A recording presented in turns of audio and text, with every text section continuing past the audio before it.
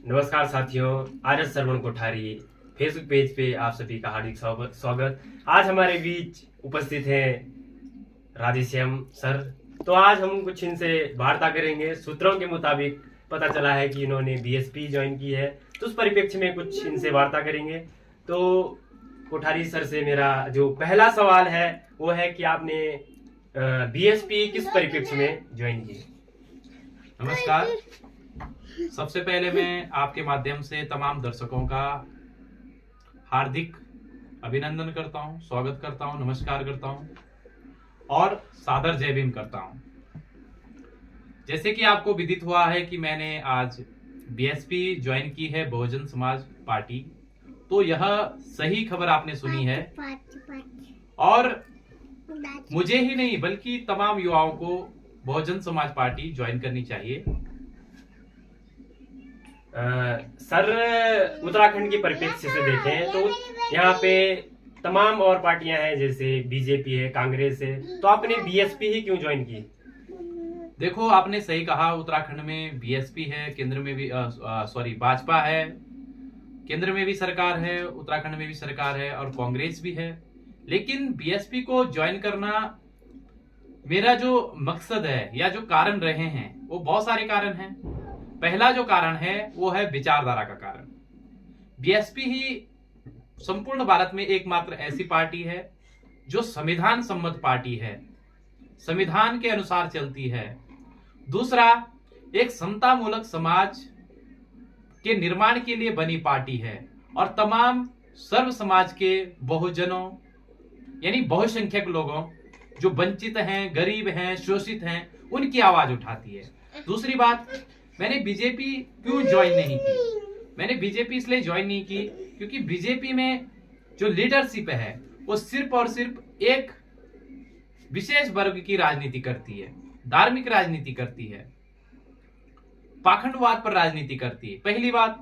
दूसरी बात, मैं जिस समाज से आता हूं वो भारत में दबा कुचला समाज है और भारत का जो वर्ण व्यवस्था या फिर जाति व्यवस्था का जो सोपान है वो इस प्रकार है कि जो अन्य तथाकथित अपर कास्ट खुद को कहते हैं वो हमें अपना नेता स्वीकार कभी नहीं कर सकते, वो हमें कभी नेता नहीं मान सकते हैं। हम उनको नेता मान लेते हैं, हमारे समाज के जो व्यक्ति हैं उनको नेता मान लेते हैं, लेकिन वो हमें कभी भी नेता नहीं मानते हैं। सेम बात कांग्रेस की भी है। बीजेपी और कांग्रेस सिर्फ और सिर्फ आरक्षित सीट से ही एससी या अन्य वर्गों को टिकट देती है, लेकिन सामान्य सीट पर कभी भी इन्होंने एससी व्यक्ति को या एससी नेता को टिकट नहीं दिया। लेकिन बहुजन समाज पार्टी देश की राष्ट्रीय पार्टी है और बहुजनों की सबसे बड़ी पार्टी है और साथ ही यह न केवल एससी की पार्टी है, न ओबीसी की पार्टी है और यह तमाम वर्गों की पार्टी है। ये तमाम वर्गों की पार्टी है, प्रत्येक उस व्यक्ति की पार्टी है जो शोषित है, वंचित है और जो दलित है, जिसको दबा कुचला गया, जिसको मौका नहीं मिला, जिसको अधिकार नहीं मिला, जिसकी बात नहीं सुनी जाती है, उन सब की पार्टी है। सर, युवाओं के लिए क्या संदेश रहेगा आपका? देखो, मैंने तमाम युवाओं को देखा है, अलग अलग समुदाय के युवाओं को देखा है। हमारा जो युवा है वो गलत दिशा में जा रहा है। गलत दिशा का मतलब वह कुछ सालों से धार्मिक नशे में चूर है। युवा शिक्षा की बात नहीं कर रहा है, आज रोजगार की बात नहीं कर रहा है, वह सिर्फ धार्मिक नशे में चूर हो चुका है। क्योंकि माहौल जो बनाया गया है वो इस प्रकार का ही बनाया गया। आपकी जो शिक्षा नीति है, 2020 में नई शिक्षा नीति आई है और शिक्षा को इतना लचर कर दिया है कि युवा पास तो हो रहा है, साक्षर तो हो रहा है, सिलेबस आप देखते हैं एनसीईआरटी का जो सिलेबस है बिल्कुल 50% कर दिया है। यानी युवाओं को पास तो करना है, एग्जाम में पास तो करना है, 10वीं में, 11वीं में, 12वीं में। एक साक्षरता दर बढ़ानी है, देश की लिटरेसी रेट तो बढ़ाना है, लेकिन युवा वास्तविक रूप से शिक्षित नहीं हो पा रहा है, कामयाब युवा नहीं बन पा रहा है। तो मैं युवाओं से चाहूंगा कि आप सभी जुड़े, बीएसपी से जुड़े, क्योंकि बीएसपी ही शिक्षा की बात करती है, बीएसपी ही रोजगार की बात करती है। दूसरा, बीएसपी एक धर्मनिरपेक्ष पार्टी है। अभी आपने राम मंदिर मसले में हमारी सुप्रीमो सुश्री बहन मायावती जी का स्टेटमेंट सुना है। उनसे पूछा गया कि राम मंदिर का आपको निमंत्रण आया, आप जाएंगी या नहीं जाएंगी? तो उन्होंने कहा कि मैं विशेष कार्यक्रम मतलब इस प्रकार के धार्मिक कार्यक्रम में बहुत कम जाती हूँ। दूसरा, राम मंदिर बना अच्छी बात है, शुभकामनाएं, और अगर भविष्य में कभी मस्जिद भी बनती है तो उससे भी हमें कोई आपत्ति नहीं है, उन्हें भी हमारा पूरा सहयोग है।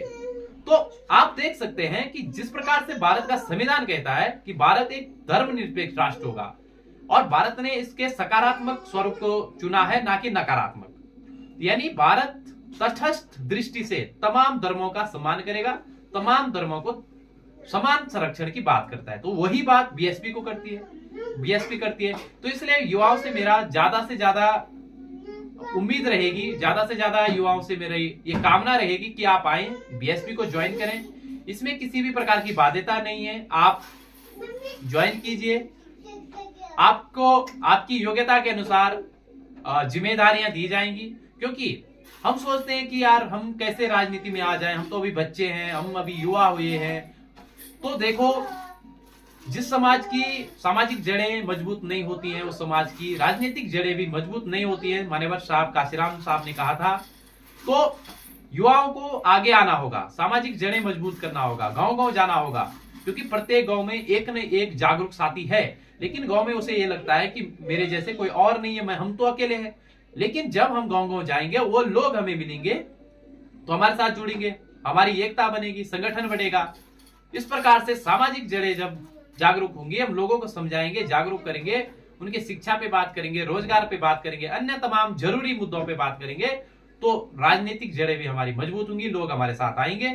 और दूसरा, युवाओं से विशेषकर निवेदन है कि आप बीएसपी ज्वाइन करें, और इसलिए ज्वाइन न करें कि मैं कह रहा हूं, बल्कि आप बीएसपी का जब से गठन हुआ है और 2023 आज तक का जितना भी रिकॉर्ड है, बीएसपी की ऑफिशियल वेबसाइट, अन्य समाचार पत्रों या गूगल के माध्यम से आप जानकारी लेके तब जाके ज्वाइन करें। और दूसरी बात, हमारी आइडियोलॉजी, हमारी एकमात्र आइडियोलॉजी है कि समाज समतामूलक समाज हो, बराबरी वाला समाज हो, समानता वाला समाज हो, सबको स्वतंत्रता हो। ये जो उच्च नीच का भेदभाव है, ये समाज में न रहे। कोई व्यक्ति जाति के आधार पे या जन्म के आधार पे, जन्म स्थान के आधार पे छोटा या बड़ा, अयोग्य या योग्य न ठहराया जाए। तो बीएसपी इस बात पे बात करती है कि ये जो चंद लोग हैं, ये इस बहुसंख्यक समुदाय पर राज न करें, बल्कि इस प्रकार से हो, सारा समाज समांतर हो। मान्यवर साहब ने भी पेन का उदाहरण दिया था।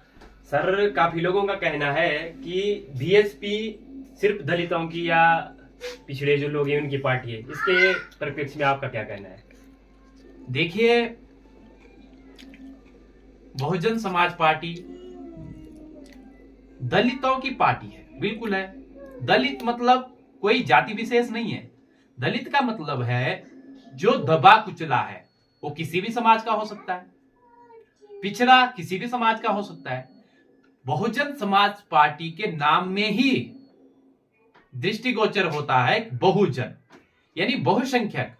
आपको पता है कि देश के बहुसंख्यक लोग संसाधनों से वंचित हैं, वो सर्व समाज के हैं, पर्टिकुलर एक जाति विशेष के नहीं है, एक धर्म विशेष के नहीं है, एक समुदाय विशेष के नहीं है। सर्व समाज के बहुत संख्यक लोग संसाधन विहीन है, शिक्षा विहीन है, रोजगार विहीन है, और अल्पसंख्यक लोग, चंद लोग, लगभग 15% लोग संसाधन से संपन्न है। सिर्फ 15% लोगों के हाथ में ही भारत के तमाम संसाधन केंद्रित हैं। तो बहुजन समाज पार्टी बहुसंख्यक लोगों की पार्टी है, जिसमें सर्व समाज के वो शोषित, वंचित, दलित, कुचले और संसाधनहीन लोग आते हैं, जिनकी बहुजन समाज पार्टी बात करती है। बहुजन समाज पार्टी चाहती है समाजवादी व्यवस्था हो, सभी लोगों को समान अधिकार मिले और देश के तमाम संसाधनों पर प्रत्येक व्यक्ति का समान अधिकार हो। तो बहुजन समाज पार्टी बहुसंख्यकों की पार्टी है। इसमें एक किसी जाति, संप्रदाय या फिर समुदाय या धर्म विशेष की बात नहीं है। बहुजन समाज पार्टी बहुसंख्यकों की पार्टी है, जो वंचित हैं, जो अधिकार विहीन है, संसाधन विहीन है। जी धन्यवाद सर आपका, जो आपने अपना बहुमूल्य समय हमें दिया।